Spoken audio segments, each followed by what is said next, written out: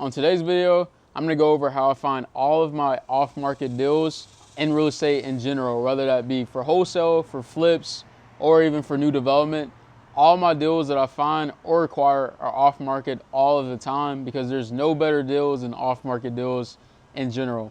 And so starting off, I'll give you guys the bread and butter of what's worked for me, especially when I was a beginner starting out, the list that helped me the most and gave me the best results. And so number one, the best list that proven to me or that made me the most money were the local code violation list, right? And so if you guys don't know, the city, go around and, if someone's lawn is too high, the building looks vacant, whatever it may be, the city can attach a code violation to a property, and all these violations are garnered and gathered on a list, right? And you can acquire these lists by simply just going to your county's website. You can request that information or give them a call to see how to locate it exactly. For me, I already kind of have that process tried and true since I've done it, for literally the past 2 or 3 years on a month-by-month basis, every month, acquiring a new code violation list. What you want to do once you gather that list, right, is that you're going to want to import it into some type of platform that can give you the property information or skip tracing. For me, I always import my list into PropStream. I think PropStream is probably one of the most common, real estate softwares used for investors or agents because it's so flexible and easy just in general for most people. So if you look right here and you see kind of like my past lists, I kind of abbreviate it, so I'll say like May CDV 2025, but all of these properties are from a code violation list. And so what you're going to want to do on this list, and this is what makes it simple, and PropStream is a little bit more expensive. There's other skip tracing platforms where you can just export from PropStream and then put it into those websites or platforms to skip trace, and you get a better return on your buck. But again, we're just going to keep it simple for video sake. So what you're going to want to do essentially for this one is once you've imported your list, you see right here, you have the import list option. Once you import your list, then you're going to want to do a new campaign, and you see skip tracing, right? And so if I wanted to skip trace right here, I go in, next, boom, I have 1,124 contacts selected. The total is 0 because I feel like I've already had all these skip trace before anyway. And so there's nothing new, there's no new data for that. But you're gonna wanna obviously skip trace list for these. And so once you have the skip trace list, then it's gonna come back with all this information, right? It's gonna have the property owner's mailing address, property owner's landline, the property owner's cell phone. I mean, literally it goes kind of as detailed as you'd like on all the data records or information. And so what I do is you have numerous strategies as far as how you want to then outreach to these leads. The most common will be cold call, direct mail, and SMS. Now I've seen PPC pick up as well, which is pay per click, PPL, which is pay per lead. You have all these other, like I said, strategies, but the most common bread and butter are your cold call, direct mail, and SMS.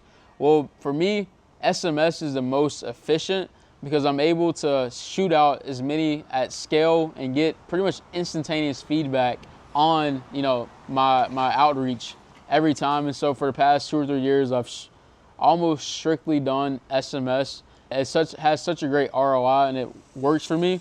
I'm definitely in the future gonna do inbound as far as direct mail lists, but as of now, like I said, SMS is how I usually do it. And in the past, a common platform or software that was used was Launch Control.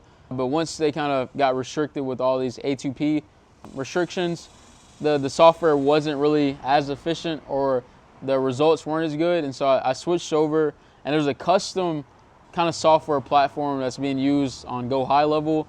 If you guys need the contact for that, I can definitely give you someone who can customize your own account so you can send out as many texts as you want. And trust me, I've made over 6 figures on just this platform alone. Did the same thing with Launch Control, but now, like I said, no, Launch Control is not as efficient or effective as it once was. And so what you would do for me is I'll just go in and then I'll import these contacts, right? So you'll have a list that you see, and then you'll come in and you'll import, these lists. So I can, for instance, put in this right here from my Excel sheet. I'll import that list, it'll come in, and then it'll put it under my contacts, right? And so you'll have all these contacts. I think I have 73,000 contacts right now. And I'll go in and day out, shoot out between 1 to 2,000 texts for these contacts. And like I said, these leads will be high demand leads most of the time, especially when they're from the code violation list. You want to be very specific when you're starting out so that you're not wasting money.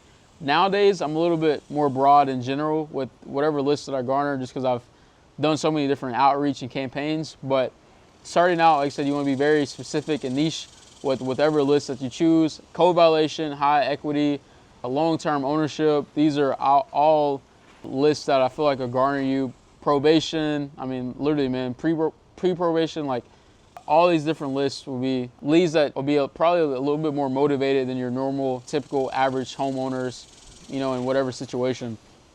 So then I'll go out, like I said, and shoot 1 to 2,000 texts per day, follow up, give these people offers, and then the process really begins as far as your sales process and sales funnel on, making sure that you kind of cultivate a good relationship, a good rapport with whatever interested sellers come back. So for instance, I'm going to blur out the name and the phone number for this person, but we said, "Hi Claire, any updates regarding blah, blah, blah address?" And you see that they said, or they responded back with, we plan to leave the US at the end of September. If we're approved for visas, we will let you know by the end of next month. You see the full text. Basically, this is enough to say that this is a motivated lead. They already have a timeline. They already have a price in mind. Everything's there to make this person a highly motivated seller. We just got to make sure that on our end that the numbers work, right? And so you'll go and you'll make your analysis on, what numbers work for you, what you think the budget will be, and make it work. And then it's on you to close the deal. If you make sure that you have the proper follow-ups, because everything in this game is follow-ups, right? So, and you can automate. That's the cool thing about SMS, is that you can automate a lot of processes where you don't even have to necessarily remember all of these leads. You can have them on a 7-day, 21-day, 3-month, 6-month, however long you want follow-up, where you can have a customized message to make sure that you're staying in contact and communicating with these leads, because you need to be the top of mind for whoever it is that you're speaking to, because this game is a numbers game in totality. So the more numbers that you hit, the higher numbers you hit, the more consistency, the better results you'll have.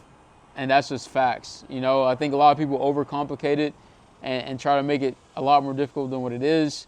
Of course, you need to treat these people as they're humans, because they are, and not think of them as a dollar sign. But at the end of the day, like I said, the better off you are with consistency and outreach and numbers, the better results you'll have. And so to wrap up this video, this is how I would recommend you get your first deal in wholesaling, fix and flip, new development, whatever it may be, off market.